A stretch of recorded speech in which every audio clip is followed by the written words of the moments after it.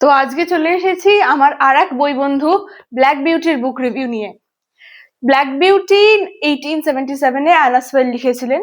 এটি ওনার ফার্স্ট এবং লাস্ট নোভেল হিসেবে কনসিডার করা হয়। এটার পরে উনি আর কোনো নোভেল লেখেননি। ব্ল্যাক বিউটিকে English literature classic, children literature classics এর প্রথম অ্যানিমাল বেসড স্টোরি বা অ্যানিমালকে কেন্দ্র করে অ্যানিমাল কেন্দ্রিক একটা স্টোরি হিসেবে কনসিডার করা হয়। তো বইটা নিয়ে বলতে বললে আমি এটাই বলবো যে এই গল্পটার মধ্যে খুব একটা কোনো স্টিপ টুইস্ট এন্ড টার্ন নেই, মানে প্রত্যেক মুহূর্তে চমক সেরকম কিছু নেই।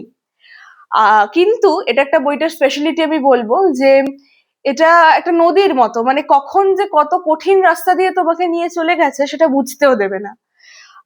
মানে এটা বইটার স্পেশালিটি, মানে এত টুইস্ট এন্ড টার্ন এটাতে নেই, কিন্তু তুমি বুঝতেই পারবে না যে কখন কতটা কঠিন সময় তুমি পেরিয়ে এসেছো ব্ল্যাক বিউটির হাত দিয়ে।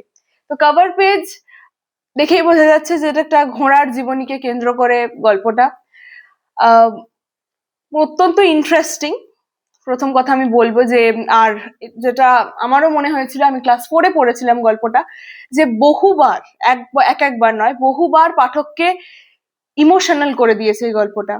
আর এমনও হয়েছে যে আমি তখন অনেক ছোট ছিলাম, তবুও বলছি যে আমি রীতিমতো গল্পের শেষের দিকে আর মাঝখানের দিকে আমি কেঁদে ফেলেছি, মানে আমার কান্না পেয়ে গেছে, কারণ গল্পটা তো হার্ট টাচিং, এটা বোঝাই যাচ্ছে। তো আমি এটা বেসিক্যালি ক্লাস 3 থেকে যারা পড়ো, 3-তে পড়ো, 3 থেকে সবাই এটা পড়তে পারবে, পড়ে বুঝতে পারবে।